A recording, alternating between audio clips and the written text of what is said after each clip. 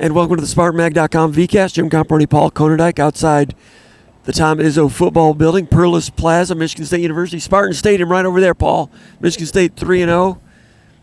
In there a few days ago, Michigan State defeated Prairie View A&M 40-0. Day number 2 of the practice week. Michigan State out there. Toughness Tuesday is what Brian Wozniak called it. Tight ends coach was out here speaking with media. Isaiah Johnson, wide receiver, also out here. Nate Carter. Michigan State looking forward to playing Boston College this Saturday out in Chestnut Hill, Massachusetts. It's going to be a big one. Boston College is good, Paul. Michigan State might be pretty good. It's a football game. I think Michigan State is good. I went back and watched the Maryland-Virginia game. You know, I just wanted to see what was going on because I think Virginia's got a good defense and Maryland carved them up and did some really good things. And I feel like, you know, I'm not. This is going to be a tough game. Don't get me wrong. And Michigan State's already gone on the road. That's a big deal. But it's going to be a totally different type of atmosphere in Boston College and Michigan State experienced at Maryland. But that Maryland game, I believe, is a good primer for what Michigan State will face in Boston College. And frankly, you know, when you look at these two teams playing against each other, I think Michigan State's offense going up against Michigan State's defense is probably a better primer for you know, what they'll see from Boston College in terms of the defensive line and the offensive line. But they do have to take steps. The offensive line has to take steps. They got to do a better job staying on schedule, and they can't. They've got to avoid avoidable mistakes like formation penalties, you know, illegal motions, those type of things. Changing plays at the line and running the wrong way. Those type of things, that just recognition type stuff. I think the offense has slowly gotten a little bit more cohesive each and every week, but they're going to have to take a big step this week to get cohesive in a tough environment against a really good football team. It's going to be a good game, good team. Hey, give us a like here in the channel, SpartanMag.com YouTube channel. Subscribe.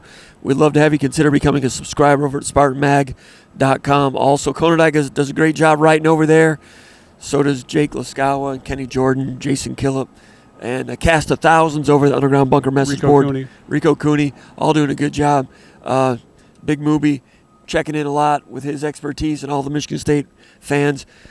The astute fans, a lot of the great ones, we hear from them over there at SpartanMag.com, Underground Bunker message board. We want you to become one too. Go over there, check it out. You'll get a kick out of it. So, Michigan State this weekend, they've got a fast quarterback to deal with, Thomas Castellanos. 5'9", but he can really run. And veteran guy was able to complement what they were doing interior with the run game and really did a number on Florida State, blew out Duquesne. Real good performance at number 6 Missouri last weekend. Castellanos has a lot of speed. Michigan State's going to have to try to keep him corralled, which is the way Missouri tried to do it. I thought Jonathan Smith had an interesting quote yesterday when he said, yes, we've got experience going against mobile quarterbacks. Cam Fancher for Florida Atlantic had some mobility. Can't pass it as explosively as this guy. Billy Edwards at Maryland is a mobile quarterback for sure. He's a guy that even when Tagovailoa was there, they'd put Edwards in goal line situations to be a run-first quarterback. So Michigan State's faced some running quarterbacks. Nobody quite as elusive as this, maybe as explosive as this, but that experience should help Michigan State.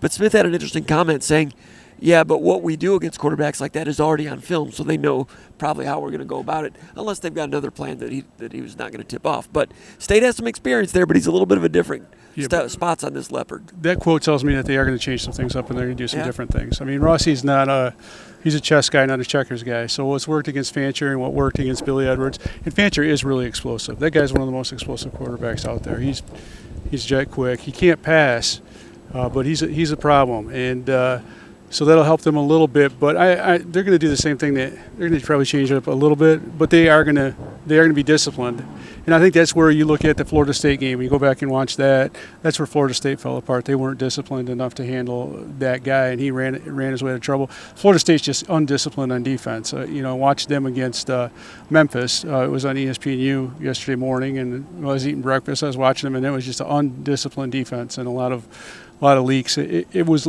worse. It was worse than that Miami team that Michigan State went down and beat in 2021. That had some talent, but had a lot of leaks on defense. So, you know, this will be a test for both teams. But I think, you know, to handle a quarterback like that, you have to make sure that he doesn't He doesn't kill you on the ground. And people look at his stats and they'll say, well, what's the big deal? He's only averaging whatever amount of yards per carry. I know it's under 5, but that's not the point. The point is that he scrambles and he can make some plays and he can elongate some plays. So it takes a lot of discipline by your defense not to over pursue, and not to. You got to stay on those receivers because he can throw the ball. That's the difference between him and Fancher. Fancher couldn't throw the ball, he can. So Michigan State's got, it's going to help that they've got a fresh defensive line, but those guys are going to have to come ready to play, and they can't do stupid things that keep Boston College on the field longer than they need to be. Right, and when I looked at the schedule, I thought for Michigan State to go on the road, a couple of big September games. These games were swing games at Maryland, at Boston College. I thought one of the breaks was that, well, at least those are not rabid environments. Of course, Maryland was pretty meek and mild by road standards. I thought the same for Boston College because over the years that's been not the most terrific home field advantage. But for this game, we're hearing it's going to be sold out. It's the Red Bandana Game. Last year they gave Florida State a really tough time in the Red Bandana Game. And then 2 years ago they upset Missouri at home. Eli Drinkwitz, the head coach at Missouri, said some semi-disparaging things about the state of Massachusetts and football. So everybody to whom football meant something in the state of Massachusetts showed up in that game, and they're very supportive to watch Boston College beat Missouri on that day. And Drinkwitz acknowledged that he was a young coach making a mistake there. So that stadium at Chestnut Hill, it can get lit once in a while, and that's going to be the case this Saturday. What I thought in the preseason that it might be a little bit it'd be too mild, a pair of mild trips in this month of September, not going to be true. This Saturday is going to be a real college football environment. Michigan State with still a young quarterback getting used to it. That'll be a new experience for him. You go all the way back in the 11-year history of the event. I think the first year they beat a top 10 USC team pretty handily in this game. The one thing I would say about Boston College now, as opposed to Boston College the last 5 years, is Bill O'Brien has brought pride back to the program. Former players are embracing it, but there's more. Massachusetts. And they were pretty good last year. They went to a bowl game last year. Say what you want about Massachusetts, but BC fans, I think they've got a rich tradition. They care about football, and if they have somebody proud of, they're going to rally around that team. And I feel like that win over Florida State, that kind of galvanized the fan base, and they're excited about this team. I don't think they took a step backwards against Missouri last week. I just think Missouri's a really darn good team. Yeah. That was a game on the road, and I think this is going to be a good matchup for both Michigan State and Boston College. It's going to be a physical, fun football game. But when you look at Michigan State's schedule overall, I mean, we play the game in the preseason every year. Oh, this is a win. This is a possible win. This might not be a win. This is a toss-up. And you look at their schedule, and there's a lot of tough games on there. Anyone thinking the Indiana game's a gimme, it's not anymore.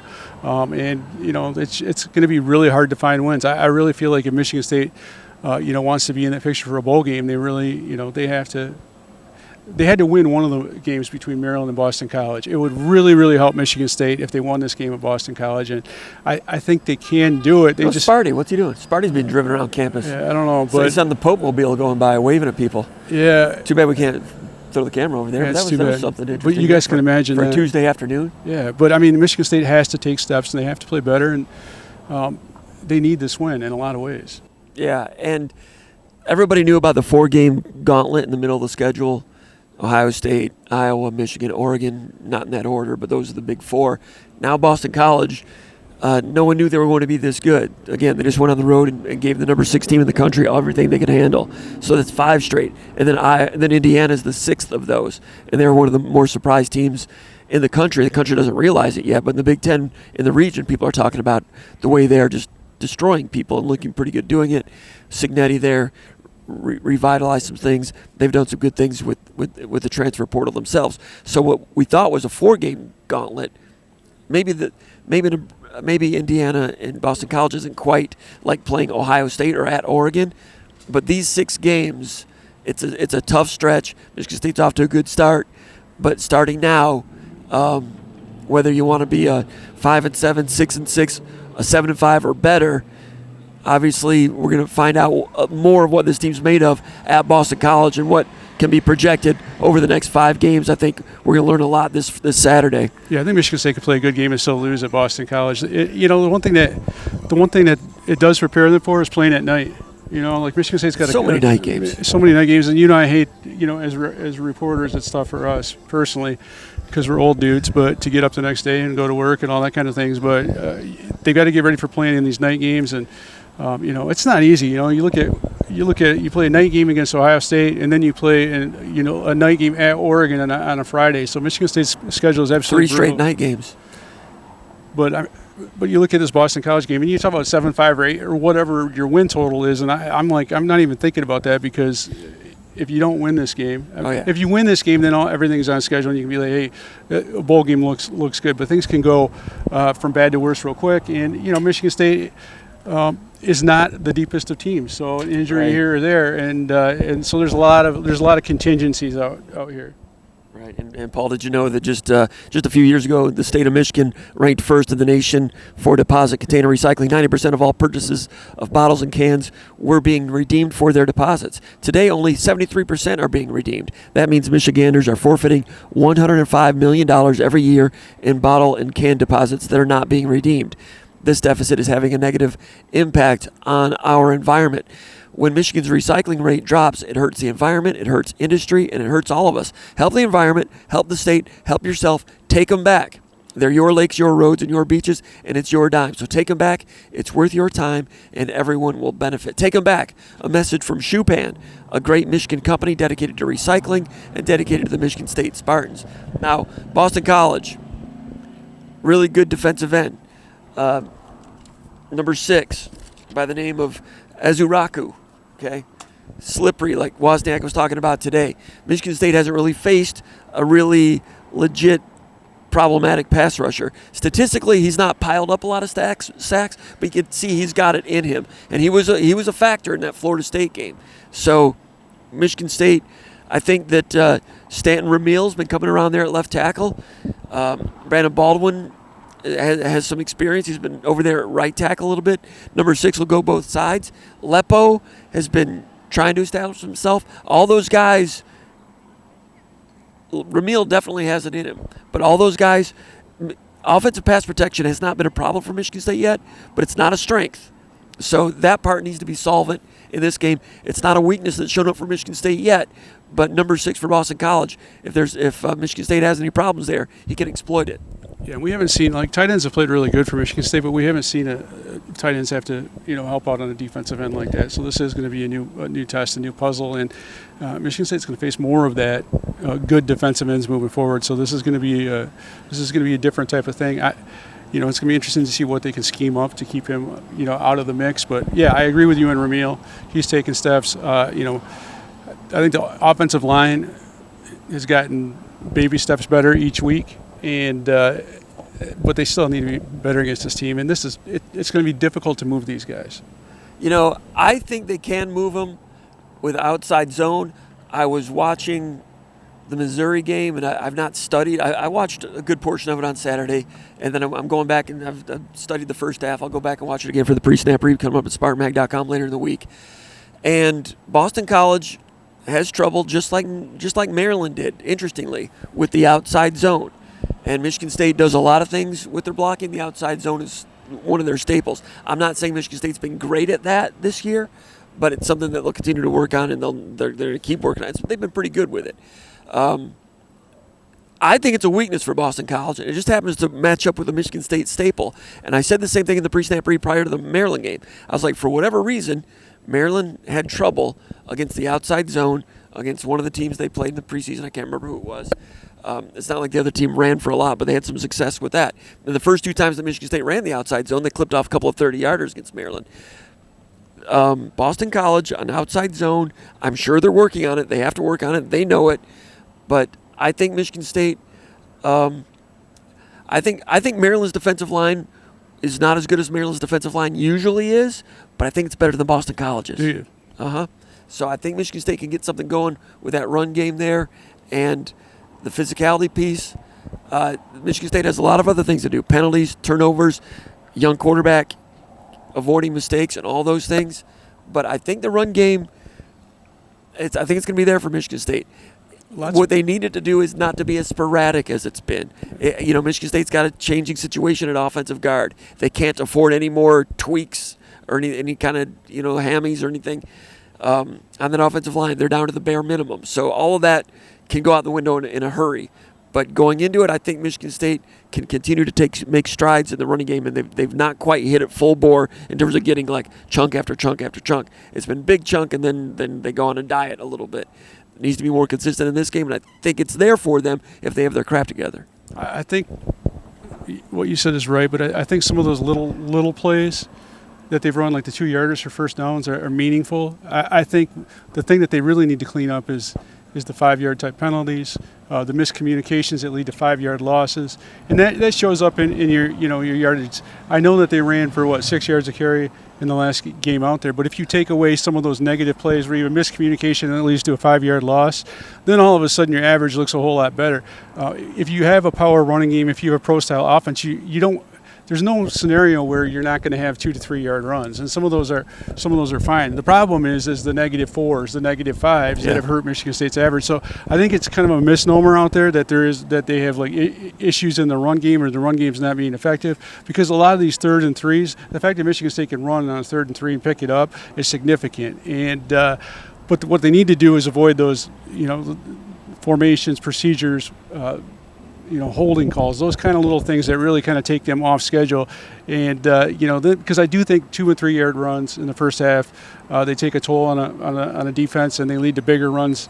As we saw with that 60-yarder by Nate Carter, that was blocked up perfectly. We saw it last weekend. We saw what Michigan State can do when everyone's on the same page. And I think that's one of the things that they've been working through, is getting on the same page, because you can rep it in practice, but until you do it on a field against teammates that aren't your own, against defenses that aren't your own teammates, where you don't know their tendencies, where there's live bullets, it's hard to get that on-field chemistry you need to be successful. I think Michigan State's taken steps. They just need to avoid the mistakes, and part of that is Aiden Childs. He's got to do the right thing. He can't change a play at the line of scrimmage and run the wrong way.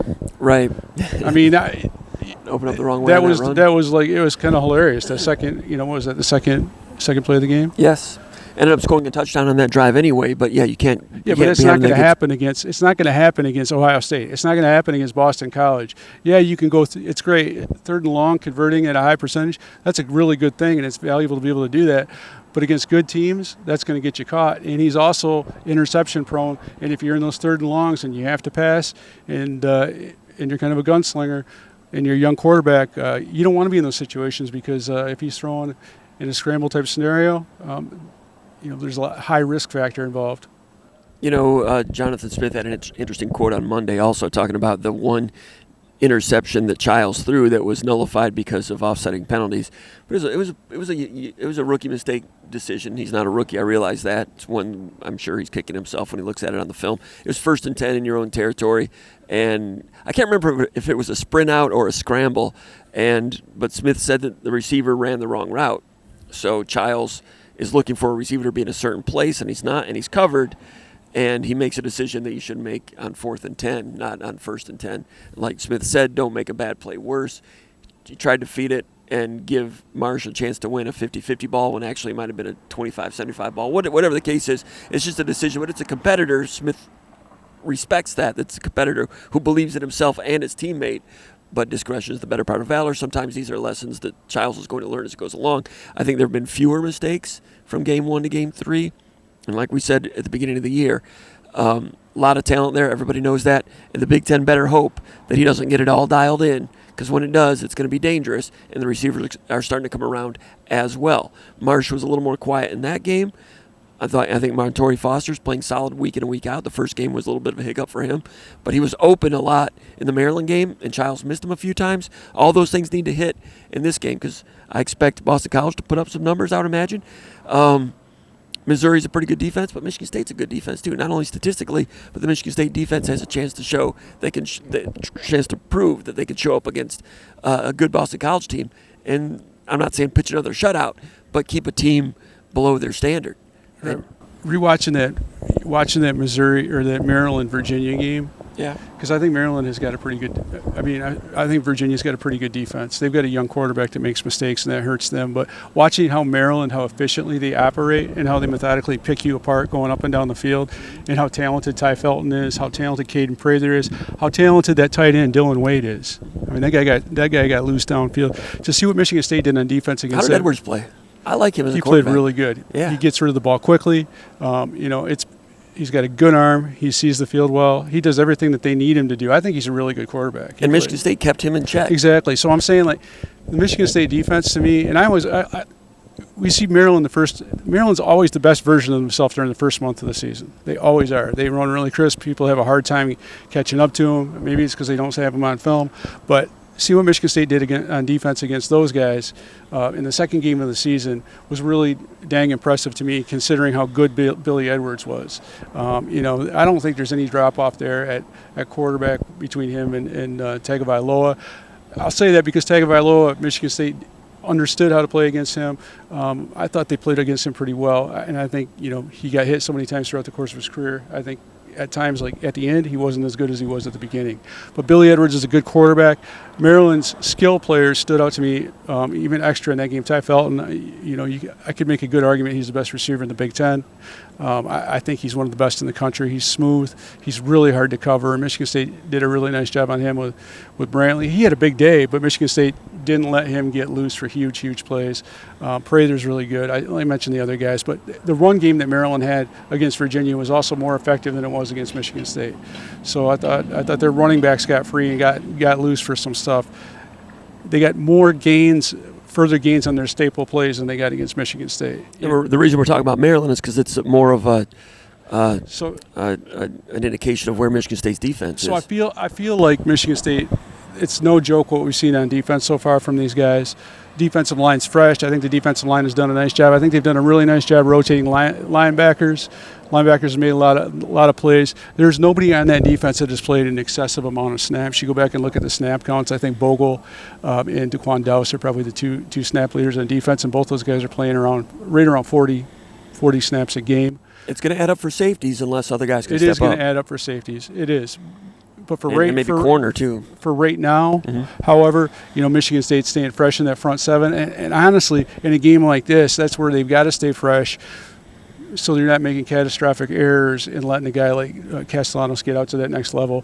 But yeah, defensive backs need to make plays. I think it helps defensive backs that everyone's been rallying to the ball, that swarming defense that Michigan State's been playing, but guys are staying fresh in the front seven, and that should help against a mobile quarterback. And the swarming defense, part of the reason for that is 11 guys playing with one brain, one mind, and that's a reflection of the coaching, Joe Rossi. And we saw that at Minnesota years ago. I mean, the guys are just people are rallying to the ball because they're not far from the ball when it's there, because the anticipation and the drops and the positioning. There's fewer false steps. It's not just you end up having it makes it look like there's 12 guys on the field if you're doing it right. Now it's not going to look like that against Ohio State and others, but it's a plus for them right now. It's not just the recognition though. It's the effort. It's the willfulness. We saw for the last 3 years we saw guys standing around that could have been in plays and making plays and they didn't.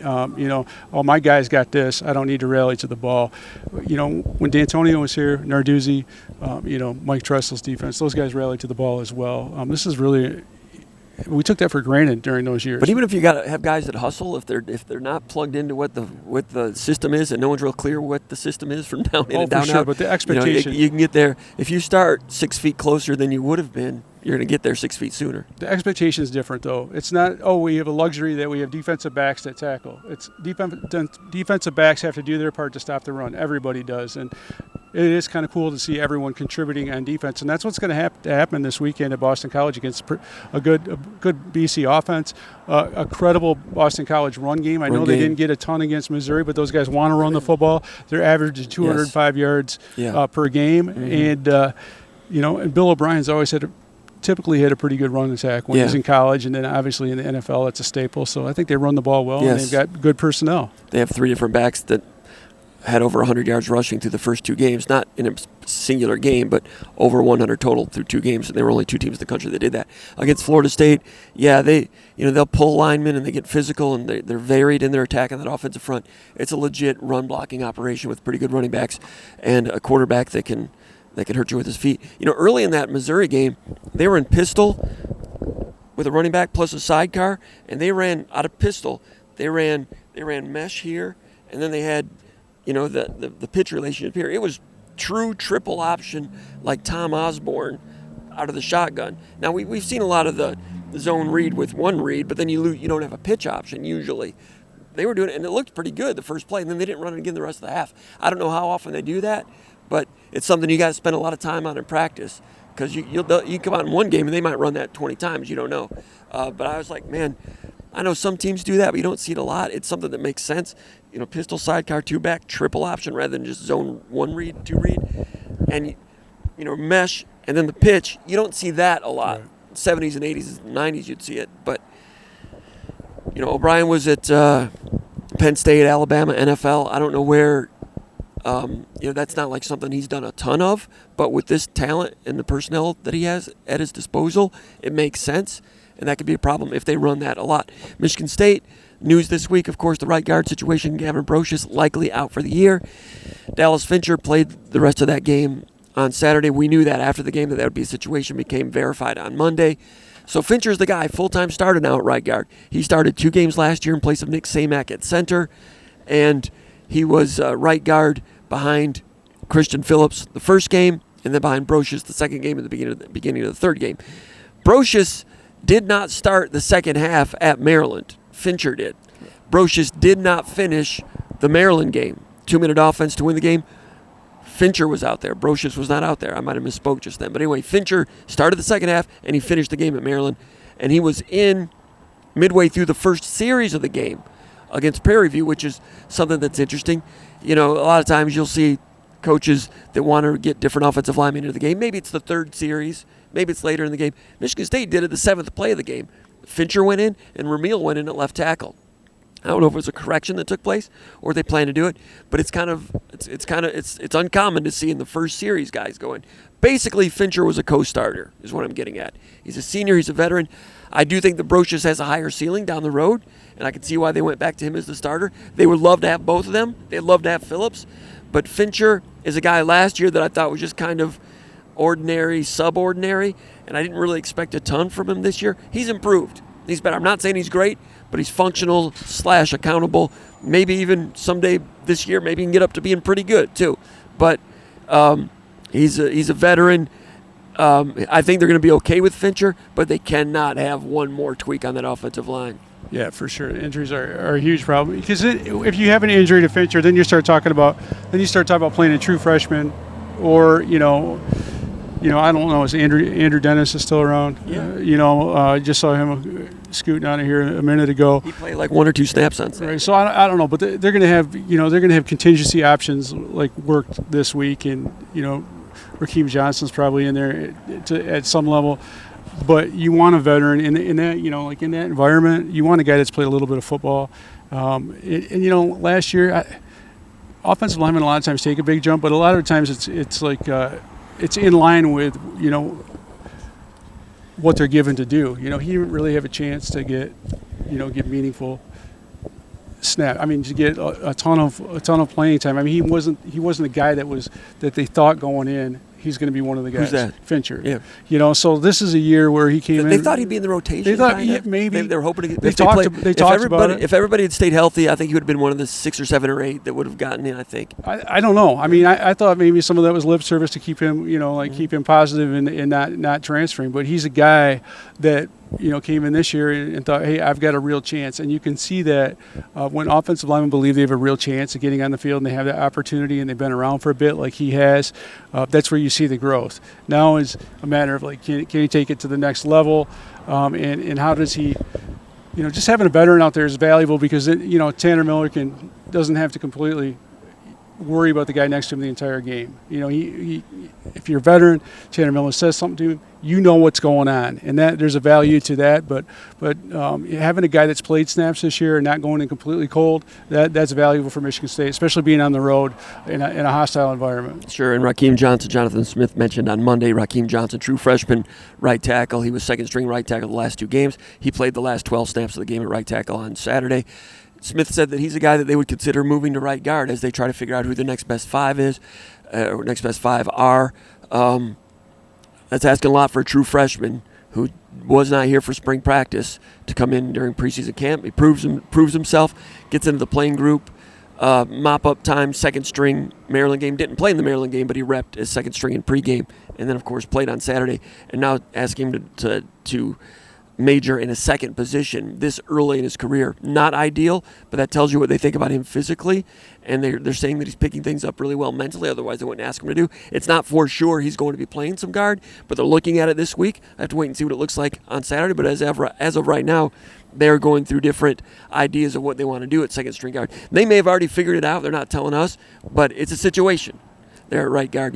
We talked about maybe Ashton Lepo after the game. We've not heard that. We talked about that for the game on Saturday. We've not heard that this week, but all hands on deck at this point. Late in that game on Saturday, Charlton Lunieski got in at left tackle, and Jacob Merritt played about 10 snaps at left guard, which I didn't notice when the game was going on because, I'm kind of writing stuff in the last few seconds, and my eyesight's not that great. I'm kind of Mr. Magoo up there, and we're about 100 yards up there. And Merritt's hard to miss with all that hair he's got on the back of his head and everything. He's got wonderful mane of hair. I'm jealous of him. But I didn't notice that, so foul on me for not seeing that, noticing that for the VCast. So Merritt was a left tackle in the spring, walk-on redshirt sophomore, I think, from Northville, but he played left guard on Saturday. The reason that is significant is because Michigan State has had so much attrition at guard. We're not sure who the next man up. But as of mop-up duty on Saturday, it was Merritt, and he has a ways to go. I thought Terpstra was a little more functional as a redshirt freshman walk-on second-string center. So right now, second-string interior guard, center guard. If Rakeem Johnson's out there, is going to go walk-on, true freshman.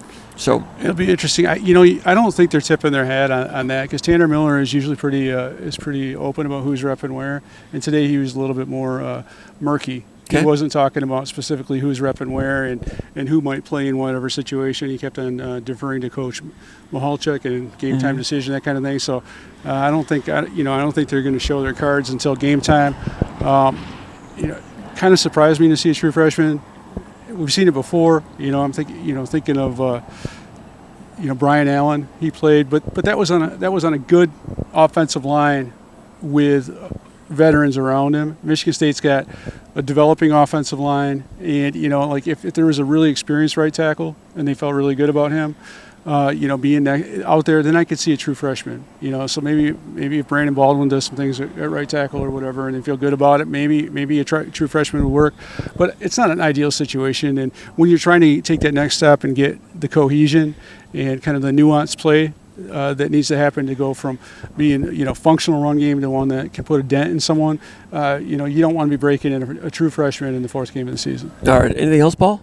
All right, so go over to SpartanMag.com, coverage heading into Boston College Week, analysis, some features and so forth, and also recruiting coverage, what's going on in terms of visits and what some of the Michigan State targets did last Friday at the high school level. All that's at SpartanMag.com. Go over there, check it out. I know Michigan State fans are getting more and more excited about Michigan State football. We'll see what happens this Saturday, but that bandwagon bus could get a little bit bigger after Saturday. We'll have to see how it goes. For Paul Konyndyk, my name is Jim Comparoni. I've been watching the VCast from East Lansing, Michigan with the Spartans for SpartanMag.com.